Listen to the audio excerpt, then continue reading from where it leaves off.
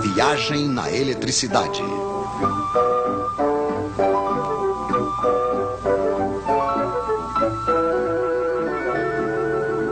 Os Três Mosqueteiros.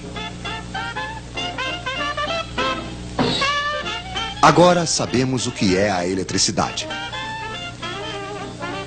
Entre dois fios, liga-se um gerador. Dentro de um dos fios, temos elétrons demais. Dentro do outro, falta. No outro lado dos fios, os elétrons passam através de um receptor, desprendendo energia. Isso faz uma corrente de elétrons. É muito simples. Infelizmente, na prática, não vemos os elétrons.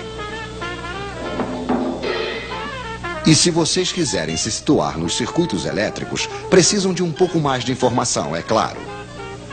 Esses senhores vão nos ajudar.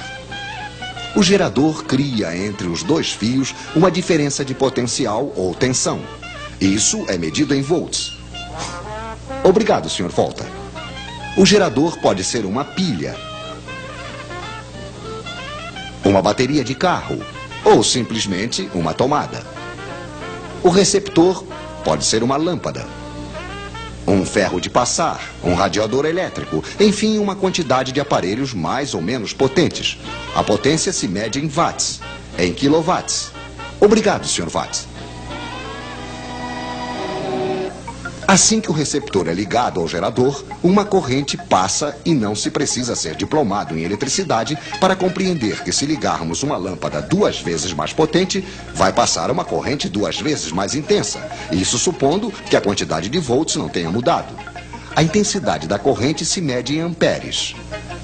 Poderíamos medi-la, é claro, mas não é necessário. Conhecemos a voltagem. Está escrito nas pilhas ou nos contadores. Conhecemos a potência, está escrita nos aparelhos. Basta fazer uma pequena divisão. Intensidade em amperes igual a potência em watts dividido pela tensão em volts. Por exemplo, quanto passa de amperes dentro de um radiador de 1.500 watts ligado em uma voltagem de 220 volts? Pois é, passará 1.500 dividido por 220, que é igual a 6,8 amperes, se não tivermos errado, é claro.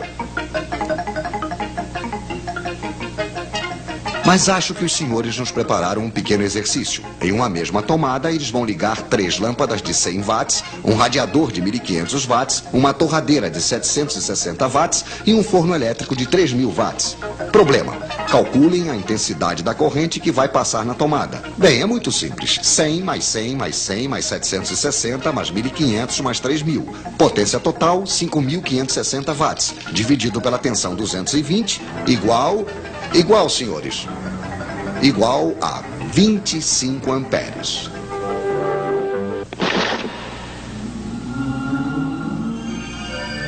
Pois é, não passou absolutamente nada.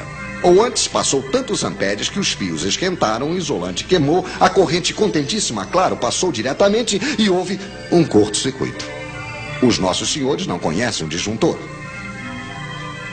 O nosso radiador esquenta por quê? Porque no interior, a corrente passa em um fio que tem uma certa resistência. Para a resistência dos receptores, precisamos de um quarto mosqueteiro, o ohm, que se escreve ômega. Obrigado, Sr. Ohm. Poderíamos medir esta resistência, mas também não precisamos, pois é calculada facilmente. Resistência em ohms igual a tensão em volts dividido pela intensidade em amperes. O seu radiador, que deixa passar uma corrente de 6,8 amperes, terá uma resistência de 32 ohms. Mas é realmente interessante saber disso? Sim, pois os fios que vão para o radiador também têm uma certa resistência.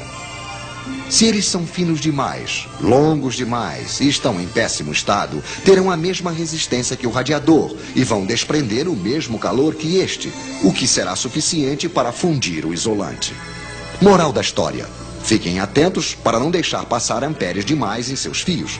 Então retenham os nomes dos seus 4 mosqueteiros: watt, ampere, ohm, volt, e se além do mais vocês retiverem sua fórmula, estarão quase diplomados em eletricidade.